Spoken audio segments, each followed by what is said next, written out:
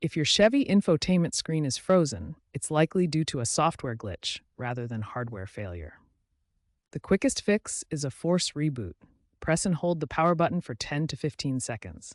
This is like restarting your smartphone and won't erase your data. According to GM's internal data from early 2025, this resolves most temporary freezes. If the screen remains unresponsive, ensure the vehicle is in a safe location to attempt further troubleshooting before continuing your drive. If a force reboot doesn't work, chronic issues may require a dealership visit for firmware flashes. Chevrolet has introduced over-the-air software updates to address freezing issues in models like the Silverado, Equinox, Tahoe, and Malibu.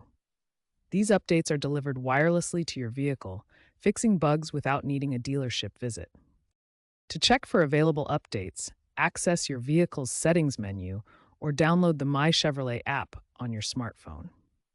The app provides notifications when new updates are ready to install. A major update released in the first quarter of 2025 specifically addressed freezes caused by Android Auto integration issues in 2023-2025 models. According to GM, this reduced unresponsive screen reports by approximately 40%. Regularly install these updates to patch known bugs and ensure your infotainment system runs smoothly. This prevents many freezing issues from occurring in the first place. Newer Chevrolet models are adopting Google's Automotive OS, which provides smoother performance and better error handling, significantly reducing the likelihood of freezes. To prevent future freezes, avoid using multiple apps simultaneously on the infotainment screen and ensure your system is updated at least twice a year. For older models with persistent issues, visit a dealership for a firmware update.